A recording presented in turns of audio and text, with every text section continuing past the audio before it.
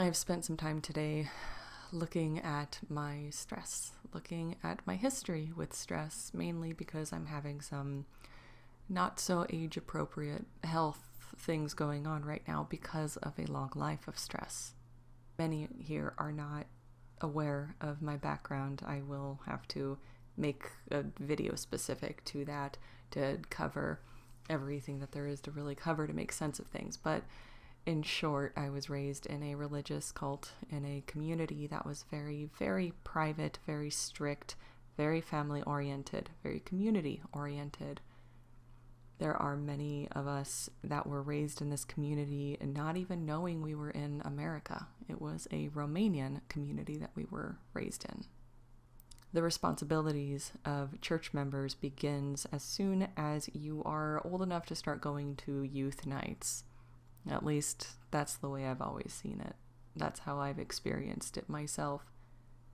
By the time you're 14, 15, people are already talking about when you're going to get married, what your life is going to look like, what it's going to be like having kids, what your responsibilities are going to be. But they wrap it in this nice little package of peace, of comfort, of security, and love from God. And then you turn 18. If you're not married by 18 first, by the time you're 18, you're getting the questions. When are you going to get married? When are you going to get married? Are you with somebody? Do you have someone? If you hit 20 and you're not with someone, then there's a problem. I was 16 when I had someone suggest shipping me off to Romania to find someone. But then you do get married, and then you have the kids, and then the expectations of a woman in that society are grossly overwhelming. Typically, you're a young wife with an older man. Loneliness is a key aspect to it because you're not allowed to have friends unless they're in the church. And I had a problem there because I was the only person my age. I was 18, and the next people closest to my age were either 30 or 8. So I was the only person in my own age bracket. I didn't really have anyone to get along with or to really hang out with. And I tried. I am a social butterfly, so I do well with people.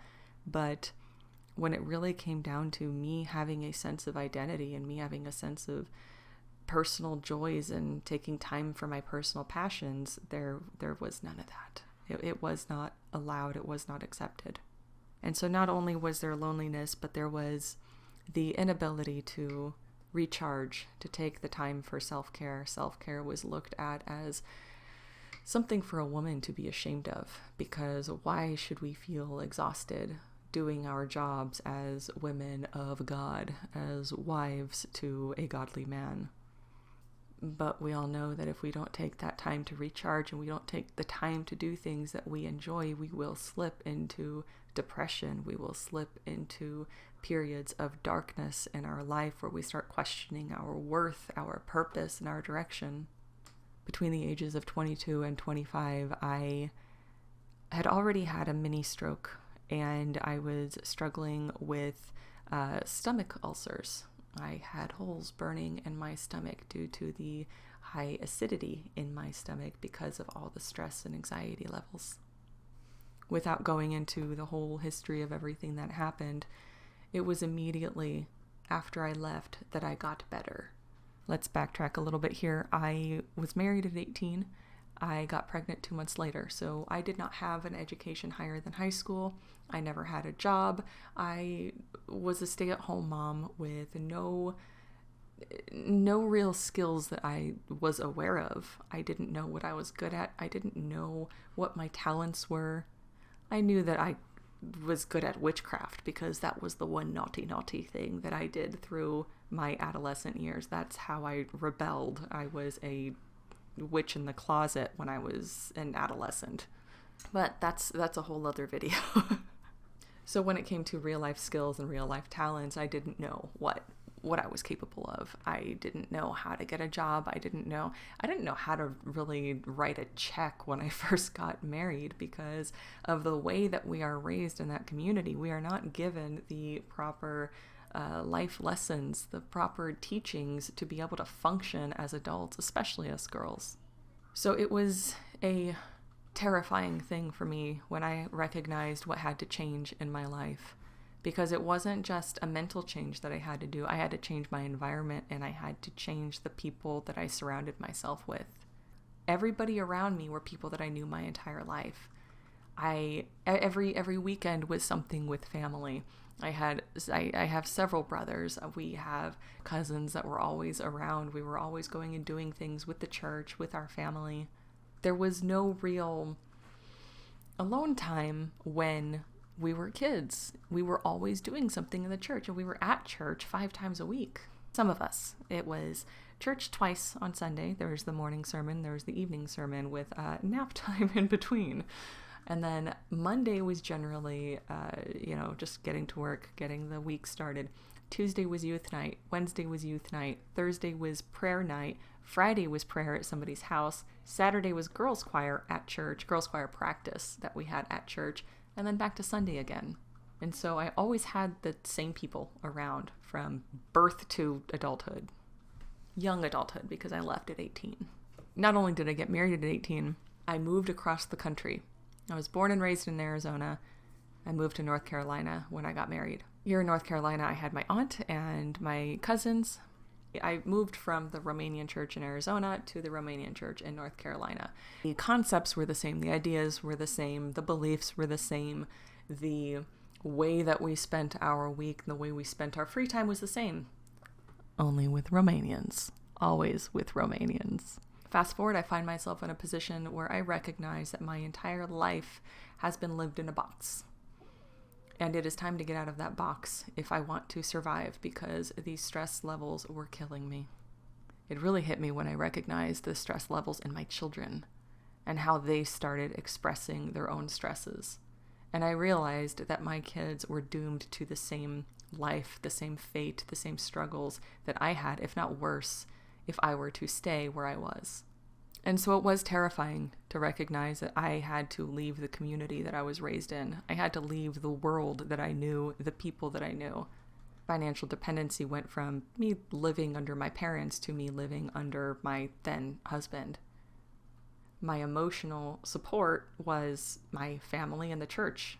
But then I realized that I wasn't actually getting any emotional support, and that was part of my problem. I could not express who I was. I could not do the things that were meaningful to me without being attacked by the people that I thought were my support system, without being judged or called out as some sort of worldly heathen. So not only did I have to leave the environment, I had to leave the community. I had to turn my back on everybody that I knew, the people that were always there. Of course, I had no promise that I was going to be okay. I had no promise that I was even going to be able to get a job.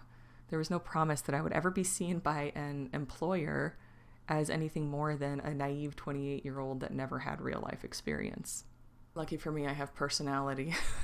The big thing I want to hyper-focus on right now is the first day that I woke up away from that community and away from that lifestyle, away from the toxicity that was killing me with stress. The first night I went to sleep, I was alone in the house that I had rented.